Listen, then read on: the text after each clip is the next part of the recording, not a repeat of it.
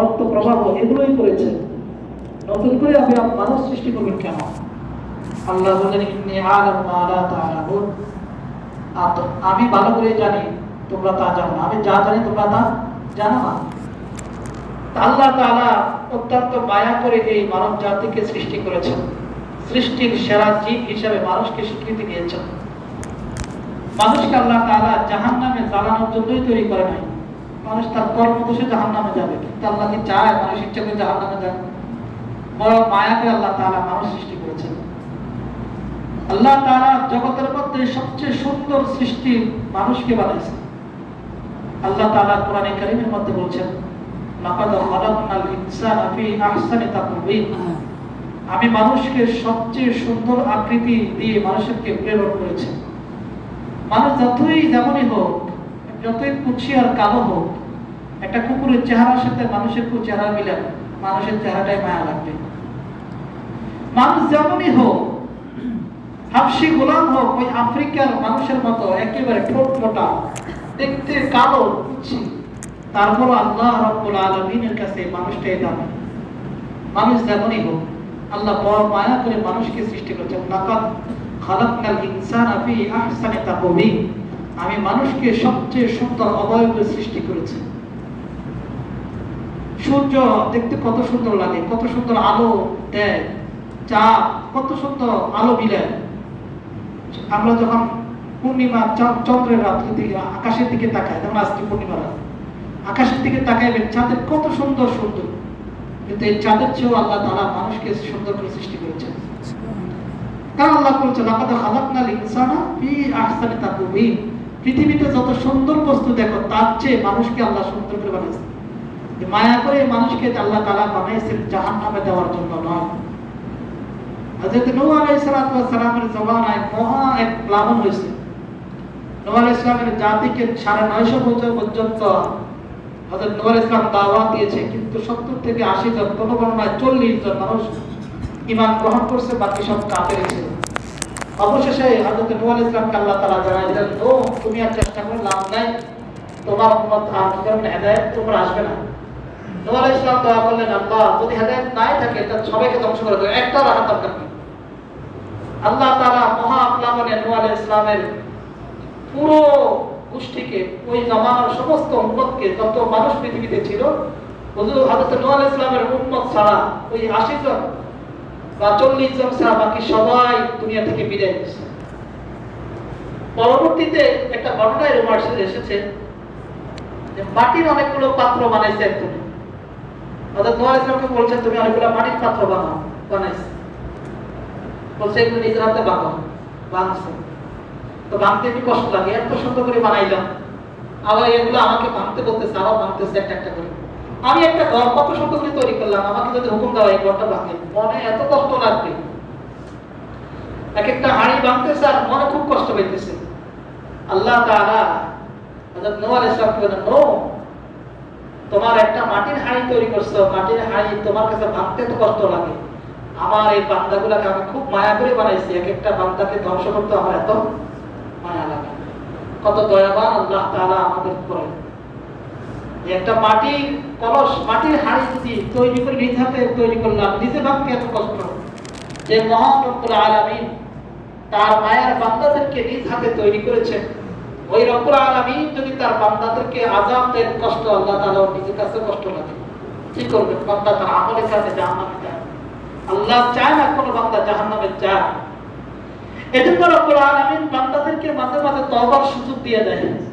তওবার সুযোগ দেয়, বান্দা তওবা করো, সামান্যতম কারণে আল্লাহ বান্দাকে মাফ করে দেন। আল্লাহ রাসূল হাদিসের মধ্যে বলেছেন, একটা মানুষ সারা জীবন খারাপ কাজ করে, তার সারা জীবনের আমল দেখে মানুষ বলে এই লোকটা জাহান্নামে যাবে, জাহান্নাম ছাড়া তার কোনো গতি নেই। কিন্তু রব্বুল আলামিন জীবনের শেষ মুহূর্তে এসে তাকে এমন একটা কাজ করার তৌফিক দেয়, এক কাজে আল্লাহ তাআলা জীবনের সমস্ত পাপ মাফ করে দেন। সুবহানাল্লাহ।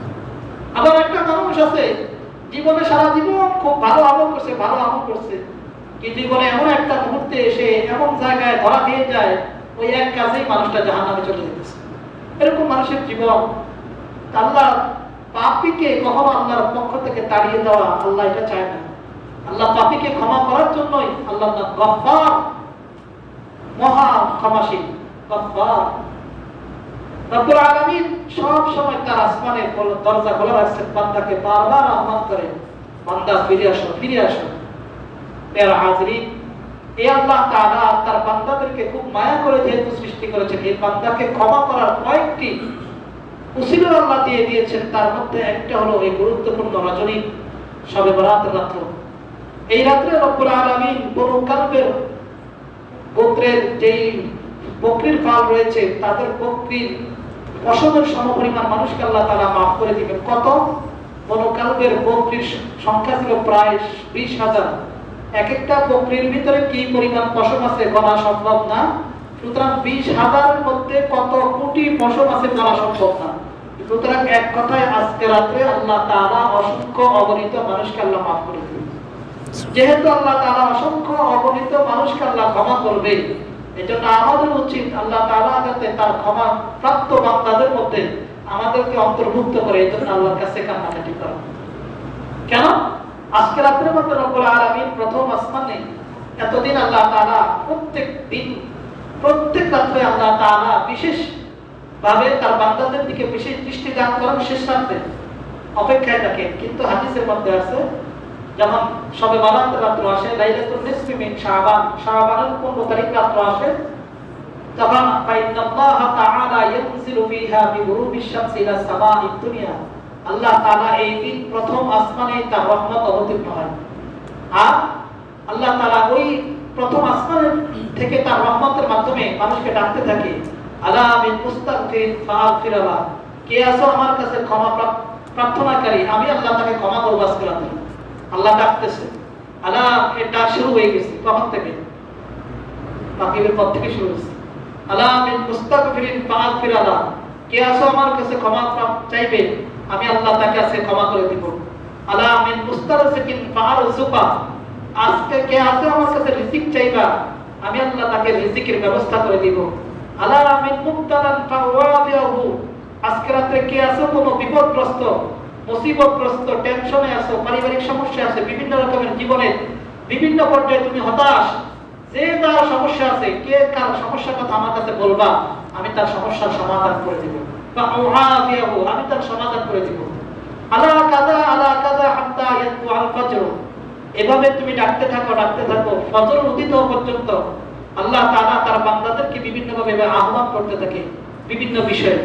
কে আছো রিজিক চাইবা, কে আছো আমার কাছে চাকরি চাইবা, কে আছো আমার কাছে সন্তান চাইবা, কে তার প্রয়োজনীয় কথা আমার কাছে বলবা। এভাবে আল্লাহ তাআলা বিভিন্ন প্রয়োজনীয় কথা স্মরণ করে করে বান্দাদেরকে আহ্বান করতে থাকে। সুতরাং আজকে আল্লাহ তাআলা আমাদেরকে বিশেষভাবে আহ্বান করতেছেন আল্লাহর দিকে ক্ষমা চাওয়ার জন্য। সম্মানিত হাজিরিন, এইজন্য এই রাত্র অনেক গুরুত্বপূর্ণ রজনী। আমরা জীবনে অনেক পর্যায়ে দোয়া করি, বলে হুজুর প্রতি শবে বরাতে দোয়া করি, দোয়া তো কবুল হয় না। অনেক কিছুই তো জীবনে চাইলাম আল্লাহর কাছে, কই শবে বরাতের রাত্রে যদি দোয়া কবুল হয়, আল্লাহ তাআলা কেন আমি বিগত শবে বরাতে অনেক দোয়া করলাম, কই আল্লাহ তাআলা তো আমার অনেক দোয়া কবুল করেন। এটা আমার কাছে আপনার কাছে এমনটা মনে হয়। আল্লাহ রাসূল সাল্লাল্লাহু আলাইহি ওয়াসাল্লাম বলেছেন, বান্দার কোনো দোয়া ফিরিয়ে দেওয়া হয় না। বান্দার কোনো দোয়া আল্লাহ তাআলা ফিরিয়ে দেন না, তবে বান্দার প্রত্যেকটা দোয়া আল্লাহ তাআলা কবুল করে নেয়, হয়তো দুনিয়ায় না আখিরাতে। বান্দা দোয়া করতেছে একটা জিনিসের, এটা যদি দুনিয়াতে আল্লাহ তাআলা তার জন্য কল্যাণকর মনে করে, আল্লাহ তাআলা দুনিয়ার মধ্যে তাকে এইটা দান করবেন। 1 বছর বড় হলে 10 বছর বড় হলে এই দোয়া বাস্তবায়ন আল্লাহ ঘটাইবেন।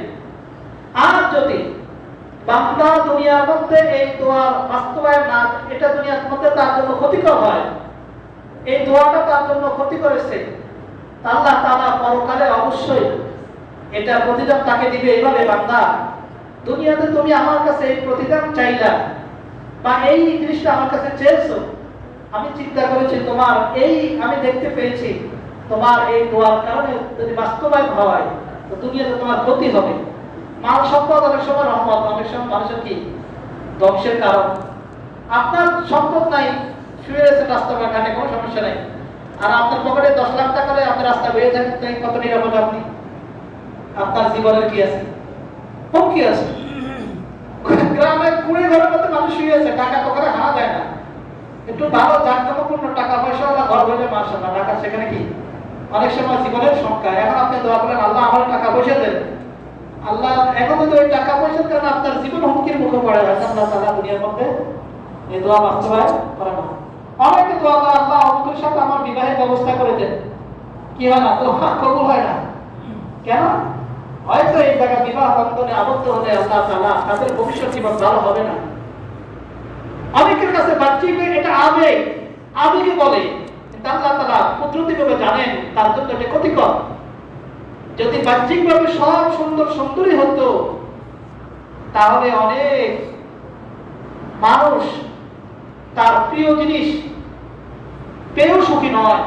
বহু মানুষ, আপনারা জানেন না, আমাদের সমাজের মধ্যে এই যে মানুষের একটা আকাঙ্ক্ষা, দোয়া করে আল্লাহ অমুকের সাথে আমার বিবাহের ব্যবস্থা করে অনেক মানুষ, কিন্তু বিবাহ হওয়ার পরে যে জ্বালাটা শুরু হয়, যদি এই সুন্দর রূপে আকৃষ্ট হয়েই বিবাহের দোয়া করলেন, যদি এমন হয় সুন্দর রূপের মধ্যে যদি শান্তি থাকতো, কোন নায়ক নায়িকার ঘর ভাঙতো না। অথচ এই বাংলার মধ্যে সবচেয়ে তারাই বেশি আঘাত নেয়। এক একটা 5-6টা করে প্রতিবাদী করে পত্রিকাওয়ালাদের কাজ হলে তাদের নিউজে করা, এটা নিয়ে নিউজ। কেন? শত্রুর কি অভাব এখানে? আল্লাহ তাআলা শান্তি এটার মধ্যে রাখেন। সুতরাং বান্দা দোয়া করলে যে বিষয়টা বান্দার জন্য শান্তিদায়ক হবে, আল্লাহ ওটাই কবুল করবেন। আর যেটা বান্দার জন্য ক্ষতিকর হবে, এমন দোয়া আল্লাহ তাআলা দুনিয়ার মধ্যে বাস্তবায়ন ঘটাইবে না। কিয়ামতের ময়দানে রব্বুল আলামিন বান্দাদেরকে ডেকে ডেকে বলবেন, হে বান্দা, দুনিয়াতে তুমি আমার কাছে দোয়া করেছিলে, কিন্তু এই দোয়া তোমার জন্য যদি দুনিয়ার মধ্যে বাস্তবায়ন হতো, তাহলে এটা তোমার জন্য ক্ষতিকর হতো। এই জন্য আমি দোয়াটা বাস্তবায়ন করি নাই। যাও, ওই দোয়ার বিনিময়ে আমি আল্লাহ জান্নাতের এই পুরস্কারটা তোমাকে দিলাম। জান্নাতের নেয়ামত স্থায়ী না অস্থায়ী? বলেন, স্থায়ী না অস্থায়ী? স্থায়ী। দুনিয়ার নেয়ামত স্থায়ী। কতদিন? হায়াত হয়তো যতদিন ততদিন। দুনিয়াতে যদি আমার জন্য দোয়াটা কবুল হইতো, এই নেয়ামত আমি কতদিন ভোগ করতাম? হায়াত পর্যন্ত 60-70 বছরের জিন্দেগি। যাদের জিন্দেগি হয়তো তখন 40 বছর হয়ে গেছে, আর 20 বছর বাকি। মানুষ বাঁচে তো 60-70 বছর আমাদের দেশে। যার বয়স 30 বছর হয়ে গেছে, এই নেয়ামত হয়তো 30 বছর ভোগ করবে। যার 20 বছর হয়ে গেছে, 40 বছরে, তাহলে অস্থায়ী। দুনিয়ার নেয়ামত অস্থায়ী। আপনি দুনিয়াতে আল্লাহর কাছে একটা জিনিস চাইলেন, আল্লাহ তাআলা দুনিয়ার মধ্যে দিল না, মনে করবেন ইনশাআল্লাহ এইটার বাস্তবায়ন আল্লাহ তাআলা আখিরাতে ঘটাইবে। হাদিসের মধ্যে এসেছে, রাসূলুল্লাহ সাল্লাল্লাহু আলাইহি ওয়াসাল্লাম বলেছেন, বান্দার কোন দোয়ায় আল্লাহ তাআলা বিফলে ব্যর্থ হতে দেন না, যদি সে শুধুমাত্র গুনাহের দোয়া না করে। কিছু দোয়া না করে, গুনাহের দোয়া, আল্লাহ আমাদের সুদ খাইবার তৌফিক দেন, এই দোয়া করলেন, আল্লাহ এটা কবুল করবেন না। আল্লাহ আমাকে মুখের সাথে প্রেম করার তৌফিক দেন, আল্লাহ এটা কবুল করবে না। কেন? গুনাহের দোয়া করলে সেটা কবুল হবে না। এছাড়া আল্লাহ তাআলার কাছে যত দোয়াই করা হবে, প্রত্যেক দোয়া আল্লাহ তাআলা কবুল করবেন। তবে বাস্তবে দুনিয়ার মধ্যে যদি এটা উপকার হয়, 10 বছর পরে হলো এটার বাস্তবায়ন দেখবেন। আর যদি 10 বছর পরে না হয়, বুঝবেন ইনশাআল্লাহ এটার বাজেট কোথায় আছে। আখিরাতে আল্লাহ তাআলা বান্দাকে ডেকে ডেকে বলবে, বান্দা, অমুক দিন আমার কাছে তুমি এই দোয়া করেছিলে, আমি আল্লাহ তোমার এই দোয়ার বাস্তবায়ন ঘটাই নাই, এই কারণে যেটা তোমার জন্য দুনিয়াতে ক্ষতি হবে, যাও জান্নাতের এই পুরস্কারটা ওই দোয়ার বিনিময়ে দিলাম। এভাবে বান্দার প্রত্যেকটা দোয়ার বিনিময়ে এক একটা উপহার দেওয়া শুরু করবেন। তখন আল্লাহ তাআলার কাছে বান্দা বলবে, আল্লাহ, দুনিয়াতে যদি আমার একটা দোয়া কবুল না হয়ে সব আখিরাতের জন্য রাখতেন, এটাই আমার জন্য স্থায়ী হতো, এটাই আমার জন্য কল্যাণকর হতো। এজন্য দোয়া করতে কখনো কি হবেন না, ব্যর্থ হবেন না। দোয়া করে কখনো হতাশ হবেন না। যে এত দোয়া করি, এত সবে বরাত, এত রাত, এত লাইলাতুল কদর, কই আমার দোয়া তো কবুল হয় না। আপনার দোয়া মনে রাখবেন, আল্লাহ তাআলা আপনি যেটা দোয়া করছেন, এটা বিকল্প, যেটা আপনার জন্য উপকার, সেটাই আল্লাহ তাআলা ব্যবস্থা করবেন। অনেকে অসুস্থ অবস্থায় আছেন, এত মুমূর্ষু অবস্থায় আছেন, দোয়া করতেছেন, আল্লাহ আমার অসুস্থতা ভালো করে দাও, দোয়া কবুল হয় না। মনে রাখবেন, এই অসুস্থতা হওয়ার আল্লাহ তাআলার বড় একটা কি নিয়ামত। হাদিসের মধ্যে এসেছে, লা তাসুকুল হুম্মা, তোমরা জ্বরকে গালি দিও না। জ্বর হলে অনেকে বকাবকি করে, জ্বর হলে তোমরা বিরক্ত হইও না। কেন? কারণ এই জ্বর মানুষকে মাইন্না হাতুযিবু খাতায়া বানি আদম কামা ইউযিবুল ইরুল হাতাব। এই জ্বর হলো জ্বরে বনি আদমের গুনাহকে এমন ভাবে ধুয়ে দেয়, যেরকম ভাবে কামারের লোহার বাড়িতে, কামারের বাড়ির লোহার জং মরিচা যেরকম ভাবে দূর করে দেয়, মানুষের রোগ বালা বিপদ আপদ এগুলো মানুষের জীবনের গুনাহ এভাবে মাফ করে দেয়। তাহলে এগুলো আমাদের জন্য কি কল্যাণকর। বিপদ আপদ এগুলো মানুষের জন্য মুসিবত, যা কিছু হোক এই সব কিছু মানুষের জন্য কল্যাণকর। হাদিসের মধ্যে হযরত ইবনে ওমর রাদিয়াল্লাহু তাআলা বলেছেন, আজাবান লিআমরিল মুমিন, মুমিনের বিষয়টা খুব আশ্চর্য লাগে যে মুমিন যখন সুখের অবস্থায় থাকে, ফাশাকার আল্লাহ, আল্লাহ পাকের শুকরিয়া আদায় করলো, এতেও তার জন্য উপকার, আল্লাহ শুকরিয়া আদায় আল্লাহ নেয়ামত আরো বাড়ায় দেয়। আর মুমিন যখন তার কোনো বিপদে পতিত হয়, কোনো মুসিবত হয় পড়ে, এমনকি তার পায়ে যদি একটা কাঁটাও বিদ্ধ হয়, আল্লাহ রাসূল বললেন এই কাঁটা বিঁধার কারণে আল্লাহ রাব্বুল আলামিন তার গুনাহ মাফ করে দেন। তার মুমিনের সবকিছু ভালো হলো আলহামদুলিল্লাহ, খারাপ হলো কি সর্বাবস্থায় মুমিনের জন্য কল্যাণকর। এজন্য আমরা দোয়া করতে হতাশ না হই। আমরা জীবনে অনেক গুনাহ করি, আজকে রাত্রে তওবার রাত্র, জীবনে অনেক সময় আমরা গুনাহ করি, হতাশ হয়ে যাই আল্লাহ আমাকে মাফ করবে কিনা। আমরা যত গুনাহই করি আমাদের গুনাহ অসীম না সসীম, আমাদের গুনাহ সীমিত, কিন্তু আল্লাহ পাকের রহমত অসীম, কোনো সীমা নেই। আমার গুনাহ হয়তো পাহাড় পরিমাণ হবে, আমার গুনাহ হয়তো সমুদ্রের ফেনা পরিমাণ হইতে পারে, রব্বুল আলামিনের রহমত এর চেয়েও কি সমুদ্রের ফেনা পরিমাণ হোক, রব্বুল আলামিনের দয়া কি এর চেয়েও কি কোনো সীমা আছে? এজন্য আল্লাহ তাআলা বান্দাদেরকে অভয় দিয়ে বলতেছেন, কুল ইয়া ইবাদিয়াল্লাযীনা আসরাফু আলা আনফুসিহিম লা তাকনাতু মির রাহমাতিল্লাহ।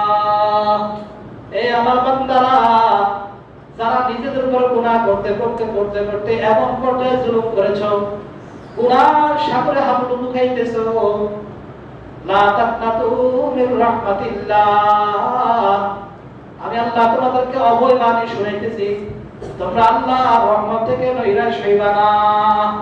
আল্লাহর রহমত থেকে নৈরাশ হওয়ার কোনো সুযোগ নেই। কেন? আল্লাহর রহমত থেকে একমাত্র শয়তান নৈরাশ হয়। কোন বান্দা যত বড় পাপিষ্ঠই হোক, আল্লাহর রহমত থেকে নৈরাশ হওয়ার কোনো সুযোগ নাই। বনি ইসরাঈলের একটি ঘটনা বুখারী শরীফে আছে, আমরা সকলেই এটা শুনতে জানছি, তারপরও তাদেরকে ফাইন্ডা যিকরাতান ফাউল মুমিন, মুমিনদের বারবার কোরআন হাদিসের ঘটনাগুলো সামনে আসলে তাদের উপকার হয়, এই জন্য বলার জন্য বলা। বনি ইসরাঈলের এক লোকে ৯৯ জন ব্যক্তিকে হত্যা করছে। কতজন? দুনিয়ার মধ্যে একটা মানুষকে হত্যা করা কি কুফরি? একটা মানুষকে হত্যা করা মানে হলো পৃথিবীর সমস্ত মানুষকে হত্যা করার গুনাহ, কুফরি গুনাহ, কুফরি গুনাহ। সেই লোকে ৯৯টি ব্যক্তিকে হত্যা করেছে, তার জীবনে মাপ পাওয়ার কোনো আশা আছে কিনা? আশাতে করা হয় না। যেই কেউ শুনলে একটা মানুষ দুইটা মানুষকে হত্যা করলো, তার আমরা সকলেই বলি এই লোককে ক্ষমা পাওয়ার কোনো সুযোগ নেই, ফাঁসির দণ্ড, তার ফাঁসির রায় দিয়ে দেওয়া হয়। অথচ ৯৯টা মানুষ হত্যা করেছে, তার তো কোনোভাবেই মাপ পাওয়ার কোনো সুযোগ নেই।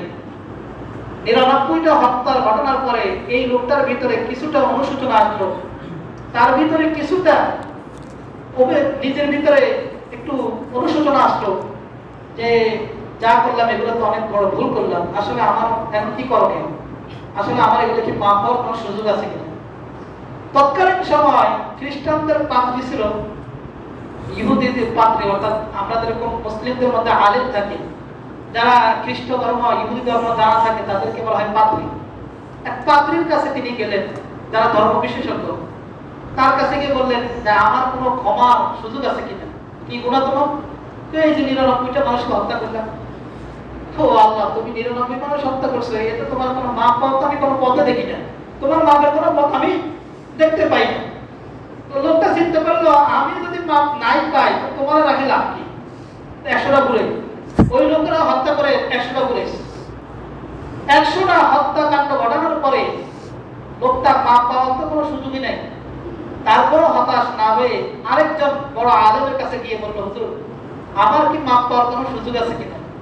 তিনি বলছেন তোমার গুনাহ সমুদ্রের ফেনা থেকে বেশি তো নয়, কিন্তু আল্লাহর রহমত এর চেয়েও বেশি, আল্লাহ মাফ করে দিতে পারে। তো তুমি ওই যে একটা বস্তি এলাকা আছে, ওই বস্তি ওই বসতি গিয়ে সেখানে কিছু আল্লাহর বান্দা ইবাদতের অবস্থায় আছে, তাদের সাথে তুমি ওই ইবাদতে লিপ্ত হও, হয়তো আল্লাহ তাআলা আশা করা যায় তাদের উসিলে তোমাকে আল্লাহ তাআলা ক্ষমা করে দিবেন। এই লোকটি ক্ষমা পাওয়ার আশায় ওই বস্তির দিকে রওনা দিয়েছে। আল্লাহর কি কারিশমা, হঠাৎ তার পথের মধ্যে মৃত্যু এসে গেল, সেখানেই সে মৃত্যুবরণ করলো। রহমতের ফেরেশতা এবং গজবের ফেরেশতারা ওই জায়গায় উপস্থিত। জান্নাতের ফেরেশতারা বলছে এই লোকে জান্নাতি, কারণ এই লোকে তওবা করার জন্য রওনা দিয়েছে। জাহান্নামের ফেরেশতারা বলে এই লোকে জাহান্নামী, কেন এখনো সে তওবা করার সুযোগই পায় না, সে রওনা দিয়েছে এখন তো তওবা করার সুযোগ হয়নি। আল্লাহ তাআলা আরেকদল ফেরেশতাকে তৃতীয় সালিস হিসেবে আরেকদল ফেরেশতাকে পাঠালেন, তোমরা যা সালিশ করে আসো।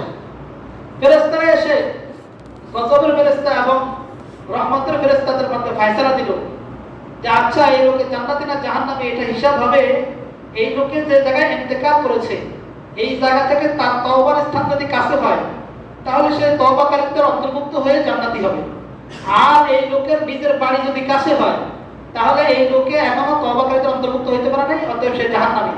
এই ফয়সালা দিয়ে দিচ্ছে। এখন ফেরেশতারা বলে ঠিক আছে মাপো। তখন যখন ফেরেশতারা মাপতেছে ওই লোকের আসলে যেখানে ইন্তেকাল হয়েছে ওই জায়গা থেকে তওবার স্থান অনেক দূরে, কিন্তু আল্লাহ তাআলা কুদরতে আল্লাহ তাআলার রহমতের মধ্যে জোশ চলে আসছে। রব্বুল আলামিন জায়গা সংকীর্ণ করে দিলেন, তার তওবার স্থানের জায়গা সংকীর্ণ করে দিল। ফলে মেপে দেখে যে তার তওবার জায়গা কাছাকাছি। তখন সালিসদার ফেরেশতারা বলল এই লোকে জান্নাতি। কি একটা শুধুমাত্র তওবা করতে পারে নাই, তওবার জন্য রওনা দিয়েছে। যে 100টা ব্যক্তিকে হত্যা করেছে এমন লোককে আল্লাহ তাআলা ক্ষমা করে দিতে পারেন। আমার আপনার পাপ কি এর চেয়ে বেশি? আমার আপনার পাপ কি এর চেয়ে বেশি? এর চেয়ে বেশি তো নয়। হাদিসের মধ্যে এসেছে আত্রাতান, শুধু আমার আপনার পাপের ক্ষমা করার জন্য দুইটা চোখের পানি, 2 ফোঁটা চোখের পানি যথেষ্ট। হাদিসের মধ্যে এসেছে কোন বান্দা যখন আল্লাহর ভয়ে 2 ফোঁটা চোখের পানি ঝরাইতে পারে ওই চেহারার উপরে জাহান্নামের আগুন হারাম হয়ে যায়। জাহান্নামের আগুন হারাম পানি হলো আল্লাহ তাআলা তাকে জাহান্নামে জ্বালাবে না। যদি আল্লাহর ভয়ে 2 ফোঁটা চোখের পানি কেউ ফেলতে পারে, মাছির ডানার সমপরিমাণ পানিও যদি মারে, আল্লাহ তাআলা তাকে জাহান্নামে জ্বালাবে না। দেখেন আল্লাহ তার বান্দার প্রতি কত রহম, কত দয়াশীল। এত পাপ করে তারপর তাকে মাফ করে দিবে। আল্লাহ ক্ষমা করে আমাকে করা, বাকি যার উপরে জুলুম করা হয়েছে আল্লাহ তাআলা তাকে অন্যভাবে ক্ষমা করে দিবেন, সেটা আল্লাহ তাআলা তাকে অনন্যভাবে পুরস্কার দিয়ে দিবেন। কিন্তু কোন পাপিষ্ঠ ব্যক্তি যদি তার চোখের পানি ফেলতে পারে রব্বুল আলামিন তাকে জাহান্নামে জ্বালাবেন। হাদিসের মধ্যে আসছে কাতরাতান, 2 ফোঁটা চোখের পানি আল্লাহর কাছে অত্যন্ত, 2 ফোঁটা আল্লাহর কাছে অত্যন্ত দামি। 1 ফোঁটা হলো আল্লাহর রাস্তায় জিহাদরত অবস্থায় মুজাহিদদের শরীর থেকে যে রক্ত ঝরে, এই রক্তের কারণে আল্লাহ তাআলা ওই মুজাহিদকে কখনো জাহান্নামে জ্বালাবে না। আর ওই বান্দা, যেই বান্দার চোখ দিয়ে আল্লাহর ভয়ে পানি ঝরে, আল্লাহ ওই ব্যক্তিকেও জাহান্নামে আগুনে জ্বালাবে না। হাদিসের মধ্যে এসেছে হুজুর সাল্লাল্লাহু আলাইহি ওয়াসাল্লাম বললেন যে জমিন যখন আল্লাহ তাআলা সৃষ্টি করেছেন তখন জমিনের মধ্যে কম্পন হতেছে পানির উপর। এটা এই জমিন সম্পূর্ণ পানির উপরে, পৃথিবীর সমস্ত পানি ছিল এই পানির উপরে ভাসমান জমিন সৃষ্টি করার পরে জমিন টলমল করতেছে। তখন রব্বুল আলামিন এই জমিনকে স্থির করার জন্য জমিনের বুকে পেরেক হিসেবে পাহাড় সৃষ্টি করলেন। যখন জমিনের মধ্যে বড় বড় পাহাড়গুলো স্থাপন করা হয়েছে তখন জমিন স্থির হয়ে গেল। পাহাড় এত শক্তিশালী, পুরো জমিনের স্থিরতা বজায় রেখেছে। পাহাড় যদি না থাকতো জমিন প্রতিদিন তলায়মান, এই পাহাড় জমিনের স্থিরতা ধরে রেখেছে। পাহাড় কত শক্তিশালী! পাহাড়ের চেয়ে শক্তিশালী কোনো কিছু আছে কিনা? ইব্রাহিম আমিন বললেন হ্যাঁ হুজুর, পাহাড়ের চেয়ে শক্তিশালী হলো অবশ্যই আছে, সেটা হলো লোহা। লোহার চেয়ে কোনো শক্তিশালী বস্তু আছে? লোহার চেয়ে শক্তিশালী বস্তু হলো আগুন। আগুনের চেয়ে শক্তিশালী বস্তু আছে? আগুনের চেয়ে শক্তিশালী হলো পানি। আর এর চেয়ে শক্তিশালী হলো মানুষের চোখের পানি। কেন? আল্লাহ পাকের সমস্ত রাগ, গোসা বান্দার 2 ফোঁটা চোখের পানি সমস্ত নিমিষেই সবকিছু কি করে দিতে, পানি করে দিতে পারে, শুধুমাত্র বান্দার 2 ফোঁটা চোখের পানি। এজন্য 2 ফোঁটা চোখের পানি অনেক দামি এবং অনেক মূল্যবান। হাদিসের মধ্যে এসেছে রাসূলুল্লাহ সাল্লাল্লাহু আলাইহি ওয়াসাল্লাম বলেছেন ওয়ারাজুলুন যাকারাল্লাহ খালিয়ান আফাযাত আইনাহু, 7 শ্রেণীর মানুষকে কিয়ামতের দিন রব্বুল আলামিন তার আরশের নিচে ছায়া দান করবেন। কত শ্রেণীর মানুষকে? 7 শ্রেণীর মানুষকে।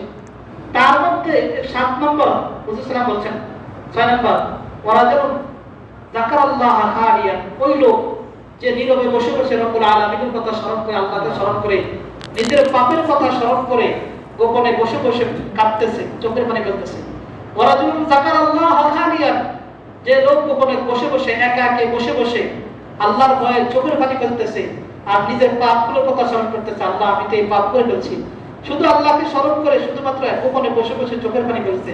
আল্লাহ রাসূল বলেছেন কিয়ামতের দিন আল্লাহ তাআলা এই বান্দাকে কিয়ামতের দিন যেদিন তামাম জমিন হবে, মাথার উপর সূর্য হবে, ওই সমস্ত মানুষগুলো পাপের সাগরে আগুন খেতে থাকবে, সেই দিন রব্বুল আলামিন এই ব্যক্তিকে যে আল্লাহর ভয়ে গোপনে গোপনে বসে বসে চোখের পানি ফেলেছে, ওই ব্যক্তিকে আল্লাহ রব্বুল আলামিন কুদরতিভাবে তার আরশের বিপরীতে পরিষেবাকে ছায়াতে সম্মুখীন হলাম। যে আসার দেখা গেল নবীরা এবং শহীদরা, তুমি আল্লাহকে দিয়ারা সমস্ত নবীরা যে জায়গার মধ্যে থাকবে, যে প্যান্ডেলের মধ্যে থাকবে এবং শহীদরা যে প্যান্ডেলের মধ্যে থাকবে, ওই দিন আল্লাহ তাআলা সেই ব্যক্তিকেও, যে ব্যক্তি গোপনে আল্লাহর ভয়ে চোখের পানি ফেলছে এবং মানুষকে আল্লাহ তাআলা তার আরশের নিচে নিয়ে যাবে, জায়গা দিবেন নবীদের সাথে। ওই রাতে শুধু আল্লাহর ভয়ে তার এজন্য আমাদের গুনাহ এবং একটু ভয় পেলে এত বেশি আল্লাহ যখন আমাদের ওই রাতে কি পাওয়া যায়, যত কিছুই হোক। বনি ইসরাঈলের নিয়ম ছিল তাদের কেউ যদি মারা যেত, এখন তো আল্লাহ তাআলা অনেক কিছু আমাদের সামনে প্রকাশ করেন না, বনি ইসরাঈলের সময় আল্লাহ তাআলা আসমানে অনেক কিছু তাদের সামনে প্রকাশ করে দিতেন, দেখাই দিতেন। যেমন তাদের জন্য আসমান থেকে সরাসরি খাবার আসতো, মান্না সালওয়া, এটা তো কোরআনে কারীমের মধ্যে পড়া, 40 বছর পর্যন্ত আসমানি খাবার আল্লাহ তাআলা তাদেরকে দেখাইতেন, খাবার চলে আসতো, এটা তাদের চোখের সামনে। তো বহুত কিছু আল্লাহ তাআলা বনি ইসরাঈলকে দেখাইছে, তার মধ্যে এটাও ছিল বনি ইসরাঈলের কোন ব্যক্তি যদি কোনো গুনাহ করত, তো তার দরজার মধ্যে অটোমেটিক রাত্রেবেলা লেখা উঠে যেত, অমুকে অমুক গুনাহ করছে। আমরা যদি আল্লাহ তাআলা কাউকে মাফ করে দেয়, তাহলে এই বিষয়টা বনি ইসরাঈলের দরজার মধ্যে অটোমেটিক লেখা উঠতো। আল্লাহ তাআলা কিফিলকে মাফ করে দিয়েছেন এমন ভাবে এক রাত্রে, যে যারা সারা জীবন মদ্যপ ছিল, মদপানকারী ছিল, যারা ব্যভিচারে লিপ্ত ছিল, শুধু এতটুকু আল্লাহকে ভয় করছে, এতটুকুর কারণে তার দরজার মধ্যে লেখা উঠছে সকালবেলা যে আল্লাহ তাআলা কিফিলকে ক্ষমা করে দিয়েছে। এখন লোকেরা আশ্চর্য হয়ে গেল, কিফিলের মতো লোক যে সারা জীবন পাপাচারের মধ্যে লিপ্ত ছিল, এমন লোককেও আল্লাহ তাআলা ক্ষমা করে দিল, এটা কিভাবে সম্ভব? শুধুমাত্র এতটুকু আল্লাহকে এক মুহূর্তের জন্য ভয় করছে। হাদিসের মধ্যে আসছে, যখন আল্লাহর ভয়ে ইকশাআরা জিলদু আদম, আল্লাহর ভয়ে যখন বনি আদমের শরীরের লোম দাঁড়িয়ে যায়, অনেক সময় আছে না, চোখের পানি ফেললাম না, কিন্তু হঠাৎ আল্লাহর ভয় এমন ভিতরে আমার ভিতরে আসছে, এমন ভাবে আসছে যে আমার শরীরের লোমগুলো দাঁড়িয়ে গেছে ভয়। এই এতটুকু যদি হয় যে আল্লাহর ভয়ে শরীরের চামড়া দাঁড়িয়ে যায়, লোম দাঁড়িয়ে যায়, এতটুকু ভয়ের কারণে রব্বুল আলামিন তাকে ক্ষমা করে দেয়। আল্লাহর রহমতের কথা বাহানা নিজুয়া, আল্লাহর রহমত বান্দাকে শুধুমাত্র ক্ষমা করার জন্যই বাহানা চায়, বাহানা এতটুকুর কারণে আল্লাহর বান্দাদেরকে ক্ষমা করার জন্য শুধু একটু বাহানা চায়। কোন কারণে কাকে আল্লাহ তাআলা কোন পাপিষ্ঠ ব্যক্তিকে কখন ক্ষমা করে দেয় বলা যায় না। এইজন্য আল্লাহ তাআলা বলছেন, আমি যতই পাপী হই আমার কাছে মনে হয় আল্লাহ আমাকে ক্ষমা করবেন না। কুল ইয়া ইবাদিয়াল্লাযীনা আসরাফু আলা আনফুসিহিম লা তাকনাতু মির রাহমাতিল্লাহ, হে আমার বান্দারা, যারা নিজেদের উপর জুলুম করতে করতে, গুনাহ করতে করতে এত পরিমাণ পাপ করেছো যে এখন মনে হয় আল্লাহ তোমাকে ক্ষমা করবে না, লা তাকনাতু মির রাহমাতিল্লাহ, আল্লাহর রহমত থেকে কখনো নৈরাশ হইবা না। এজন্য আমরা আজকে রাতে যেহেতু রব্বুল আলামিন আজকে অনেক মানুষকে ক্ষমা করবেন, আমরা ইনশাআল্লাহ আল্লাহর কাছে ক্ষমা চাইবো তো ইনশাআল্লাহ। কোন নৈরাশ আছে? নৈরাশ